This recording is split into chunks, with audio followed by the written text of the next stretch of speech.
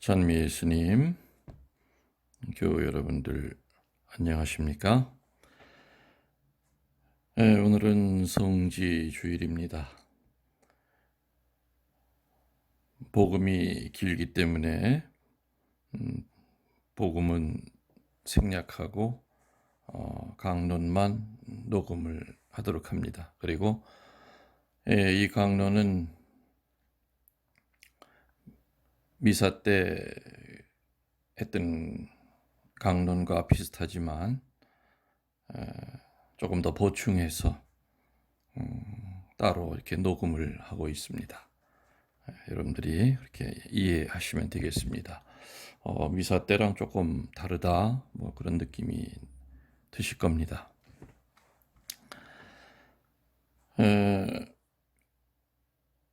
오늘 성지주일날 미사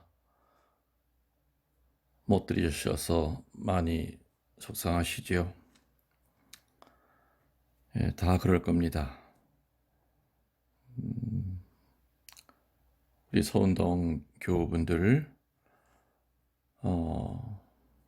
아마 단체 소식을 통해서 이제 소식이 아마 나갔을 겁니다. 월요일부터 부활절 일요일까지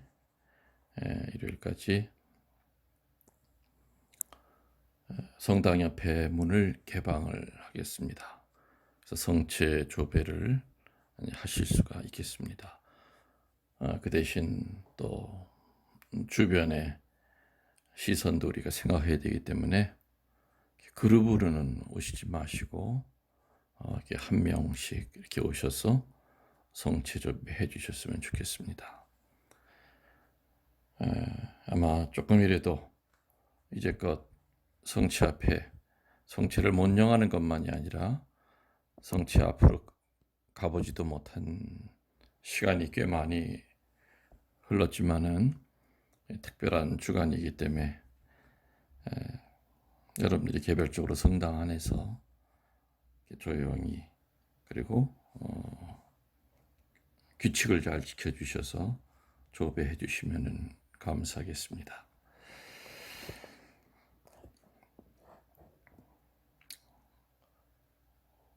오늘 우리들은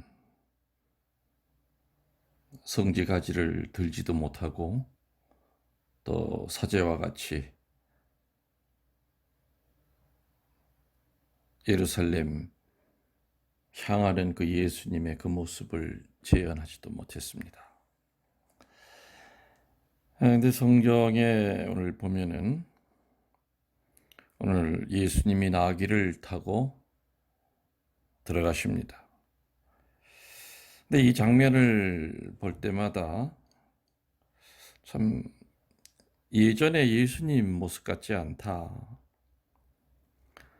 예수님은 늘 당신이 하신 일을 감추시고 말하지 말라고 함구령 내리시고 그렇죠. 굉장히 하여튼 조심스럽게 그리고 아주 겸손하기 그지없으신 분이었는데 근데 오늘은 마치 왕이라도 되듯이 그야말로 광내시면서 폼 잡으시면서 입성을 하십니다. 곰곰이 생각을 해보면은 예수님의 오늘 입성은 반대자들에 대한 선전포고였습니다. 우리가 이제껏 계속 매일 미사 때마다 요한복음 묵상하면서 예수님이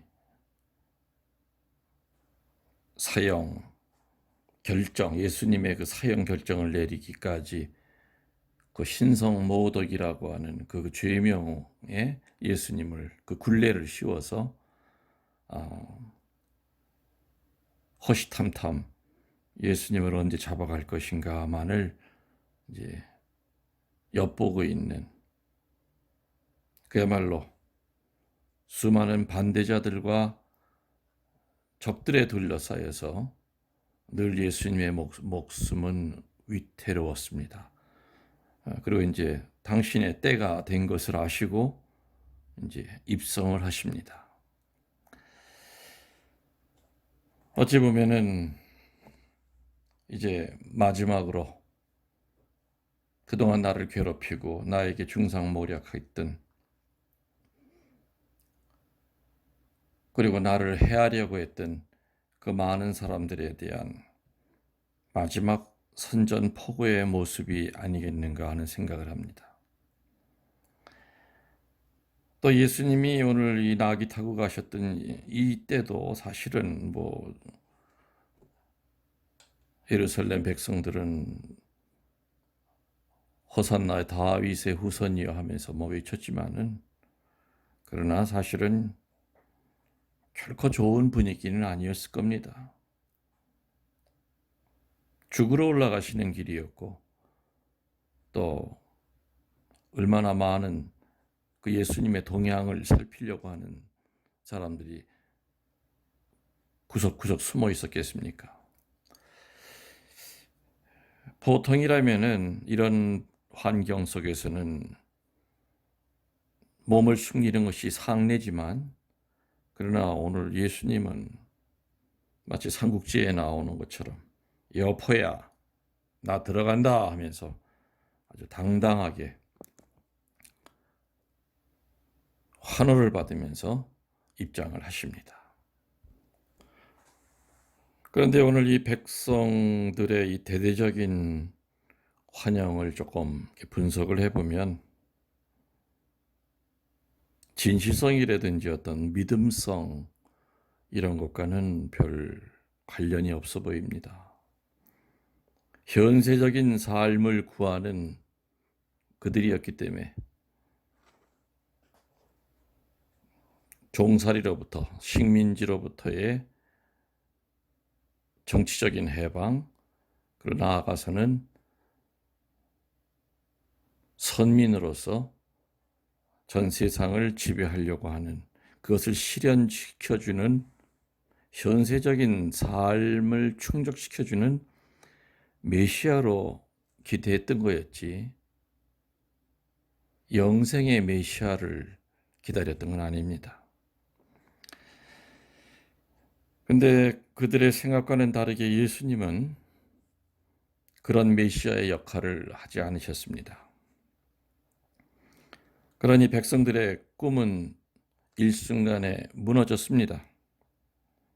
기대에 못 미치자 분개해서 바라바를 놔주고 저 인간을 십자가에 못 박으라 하고 일종의 보복을 합니다. 그러면 그렇지, 믿었던 내가 어리석지. 참으로 세상은 요지경입니다. 열렬히 환영하던 어제의 그 백성들이 오늘은 배반자가 돼서 돌을 던지고 침을 뱉습니다. 그리고 죽이라고 그럽니다. 그들이 예수님께 걸었던 그 화려한 기대만큼 예수님을 사정없이 짓밟아 버립니다. 너 같은 놈은 죽어야 마땅하다. 그러나 그들은 모르고 있던 겁니다. 하느님을 죽이리라는 것을, 상상도 못할 일을 하고 있다는 것을, 그리고 인간의 역사가 있는 한 유대인들은 하느님을 죽였다고 하는, 어느 민족보다도 하느님께 가까웠던 그들이 하느님을 2000년 전에 죽였다고 하는 그 주온 글씨가 늘 따라다닐 거라고 하는 것을 이때 이 백성들은 몰랐던 겁니다. 오늘 예수님의 순환사는 굉장히 깁니다. 예수님의 순환사에는 그분의 죽음의 협력자, 공을 쌓은 여러 인물들이 등장합니다. 어떻게 그들이 예수님을 십자가에 못 박아 죽이는 데 기여했는지 한번 살펴보고자 합니다. 뭐니 해도 예수님 그 순환사에서 그분의 죽음에 제일 큰 공로를 세운 인간은 대사제들 그리고 원로들, 대사제들은 사두가이파들이었다고 그랬습니다. 사두가이파들은 율법에는 별로 관심이 없었습니다. 현세적인 복락, 다시 말하면 기득권, 어떻게 해서든지 로마에 밑보이지 않아야만 권력을 유지할 수가 있었던 그들이었죠. 만일에 예수님을 그대로 놔두면은 분명히 뭔가 폭동이 일어날 것이다. 그러면 그 동양 보고가 로마 황제의 귀에 들어갈 것이고, 그러다 보면은 유대인들을 제대로 다스리지 못한 그 죄로 분명히 엄한 벌이 떨어질 것이라고 하는 그 두려움에 가득 차 있었던 사람들이었습니다. 바로 그들이 바로 대사제였고, 그 해의 대표 사제는 가야파였습니다. 그리고 율법학자들, 바리새이들, 예수님을 처형하는 데 가장 큰 역할을 한 사람들이 바로 이 사람들입니다. 그들에게 예수님은 자기들의 그 기득권을 송두리째 무너뜨릴 수 있는 위험 인물로 분명히 보였을 겁니다. 마태복음 21장 12절에서 17절에 성전 정화 장면에서 보듯이 성전세와 장사꾼들에게서 받은 자릿세가 바로 대사제들의 주머니로 들어갔었는데, 그것을 깡그리 없앨 수 있는 아주 위험 인물로 보였을 겁니다. 그래서 예수님은 대사제와 원로들에게는 눈에 가시였습니다. 그렇기 때문에 죽일 음모를 꾸미기 시작했고, 그리고 죽이기로 결심을 한 겁니다. 두 번째로 예수님의 순환사에서 그분의 죽음에 어두운 공을 쌓았던 두 번째 인간은 유다스입니다. 이 대사제와 원로들의 그 함정에 빠져서 스승을 팔아넘깁니다. 좀 더 심리적으로 유다스의 입장을 생각해 보면은 이해가 가는 측면도 있습니다. 유다스는 알다시피 지금 조직으로 따지면 총무, 돈주머니를 관리하던 사람이었죠. 근데 지금처럼 예수님 돕기 후원회가 있어서 통장으로 돈이 착착 들어오는 그 시절도 아니었고, 끼 때마다, 식사할 때마다 제일 몸이 다는 것은 아마 유다스였을 겁니다. 물론 착한 예루살렘 여인들이 십시일반 보태면서 예수님과 12 제자들을 도왔지만은 많이 부족했을 겁니다. 그래서 제자들은 늘 배가 고팠던 것 같아요. 그래서 안식일 날 밀밭 사이를 지나가면서 그 익지도 않은 그 미리삭을 비벼 먹다가 주인에게 호되게 혼인하는 얘기도 나오고, 예수님은 또 곰곰이 당신 신세를 생각해 보니 좀 처량하죠. 그래서 뭐라 그러셨습니까? 여우도 굴이 있고 새도 둥지가 있지만 인자는 머리 들 곳조차 없구나. 그야말로 월세, 사글세도 없고 아무것도 없던 바로 그분 아니었겠습니까? 이런 예수님을 모시고, 그리고 또 다른 11 제자와 같이 이 공동체를 이끌어 나간다고 하는 것은 총무 입장에서는 엄청나게 벅차고 큰 부담이었을 겁니다. 그럴 때 유혹이 들어옵니다. 팔아넘기면은 돈 주겠다. 그래서 유다스는 물어보죠. 내가 당신들에게 예수님 넘기면 얼마 주겠어? 은전 30냥을 준다고 그랬습니다. 은전 30냥이면은 그 당시 노예 한 사람을 사고 파는 값입니다. 그리고 13명이서 적어도 몇 달은 먹을 수 있는 그 빵을 살 수 있는 값이었죠. 그래서 아마 유다스는 순간적으로 아마 머리를 굴렸던 것 같습니다. 내가 알고 있는 예수님은 분명히 내가 이렇게 넘겨도 끌려가시는 척 하다가 당신의 능력으로 분명히 살아나오실 수 있는 분이다. 그러면은 주머니에는 은전 30냥이 들어올 것이고 예수님은 예수님대로 또 사실 거고, 그러면 이제 꼭 먹고 알 먹기다. 또랑치고 가재 잡는 거 아닌가. 뭐 이런 나름대로 자기 위주의 그 예수님을 생각했던 겁니다.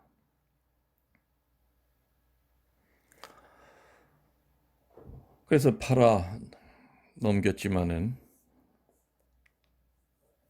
자기 뜻대로 되질 않았죠.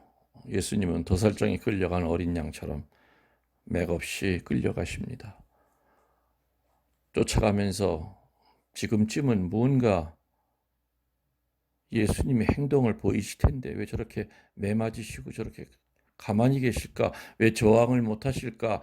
그 전에 보였던 그 엄청난 능력, 죽은 이도 살리고 마귀한테 호령치던 그 모습으로 저 로마 군인들을 왜 물리치지 않으실까?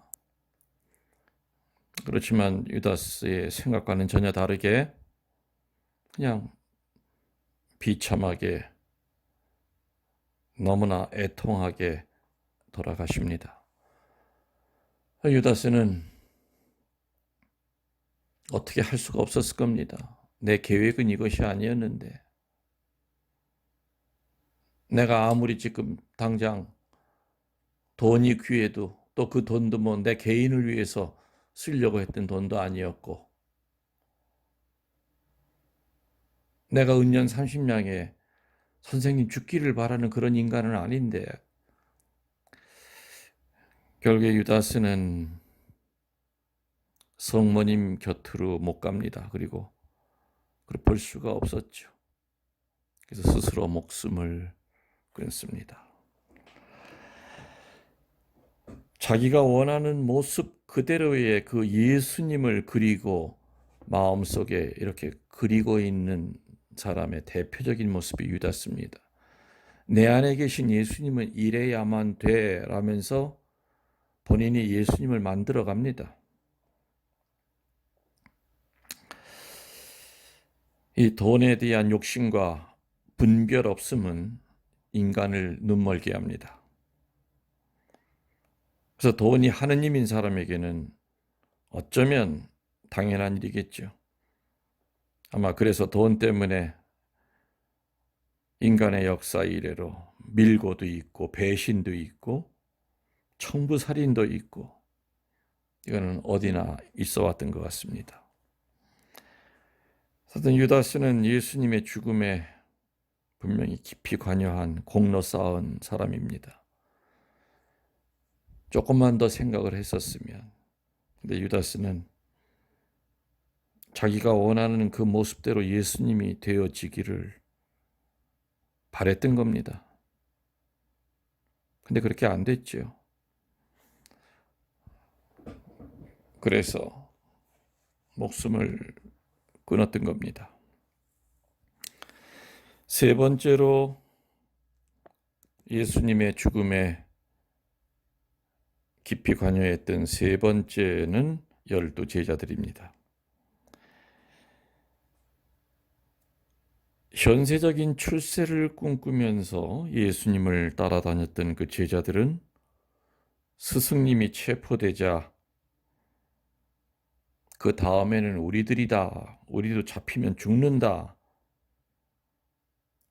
그런 마음으로 하나같이 도망을 칩니다. 신앙 때문에 어떤 불이익이라도 생긴다면 언제나 도망칠 수 있는 사람들이 있습니다. 옛날 순교자들이 주로 누구의 고발로 끌려간 줄 아십니까? 대부분은 하느님을 배반한 신자들에 의해서 밀고 당하여 끌려갔던 겁니다.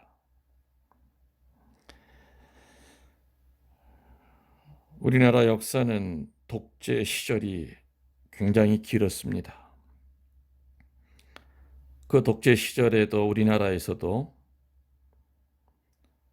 공직에 있던 천주교 신자들 가운데서 천주교가 탄압을 받을 때 천주교인이 아닌 것처럼 살았던 사람들도 많습니다. 심지어는 자기 기록 카드에 천주교라고 하는 것을 돈을 줘가면서도 지었던 그러한 공직자들도 있었습니다. 그러나 어떤 불이익이 와도 천주교 신자임을 밝혔던 교인은 비록 세속적인 출세는 못했어도 하느님의 축복을 많이 받고 살았습니다.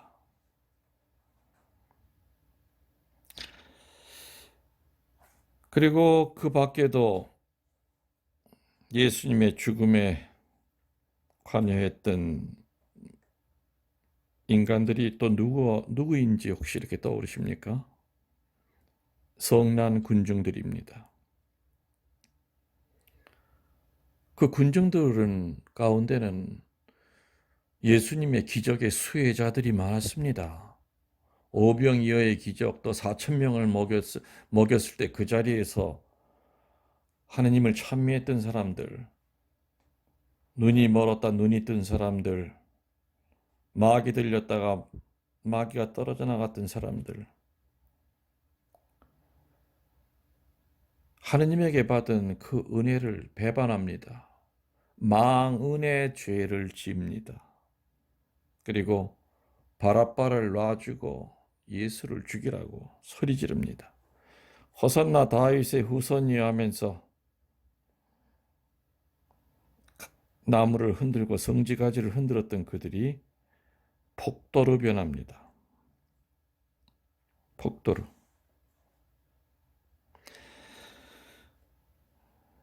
그리고 또 예수님의 죽음에 관여했던 다섯 번째 인물은 빌라도입니다.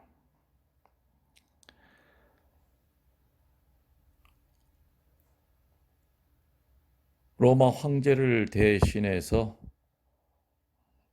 유대 땅을 다스렸던 총독이죠. 그래서 아주 정치적인 사람이었습니다.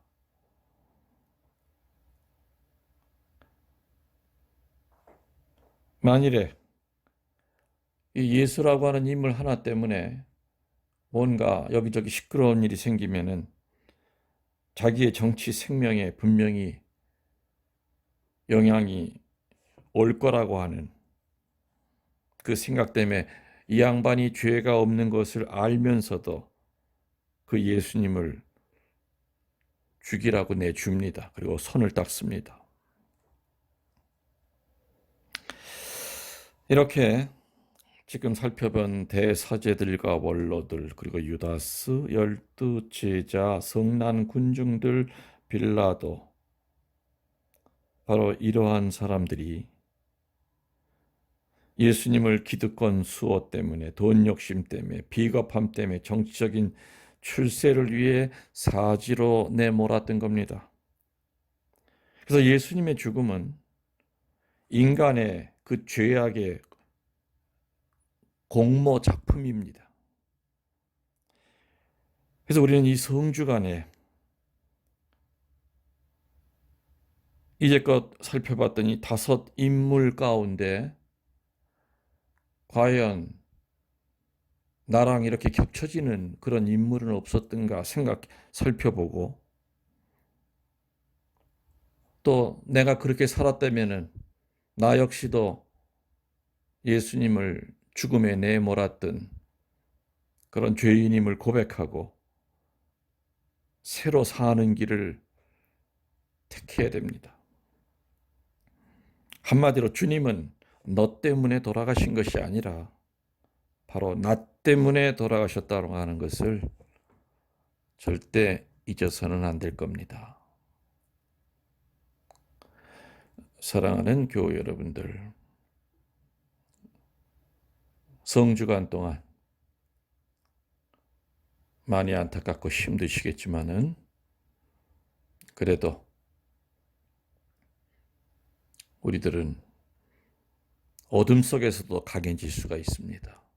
우리의 믿음은 꽃밭 속에서 크는 것이 아니라 모세가 야훼의 목소리를 들은 장소가 푹신푹신한 잔디밭이 아니라 가시덤불 속에서 야훼 하느님을 만났듯이 우리들도 이 어둠 속에서 예수님 만날 겁니다.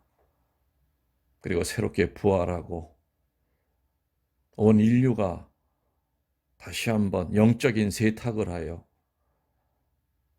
새롭게 부활한다면 어둠은 빛을 못 이깁니다. 이 어둠은 분명히 물러날 거라고 믿습니다. 여러분들 힘내십시오. 그리고 많이 사랑합니다. 또 축복합니다. 주님께서 여러분과 함께 전능하신 천주 성부와 성자와 성령께서는 교우들에게 강복하시고 또 마음의 평화를 허락하소서. 우리 주 그리스도를 통하여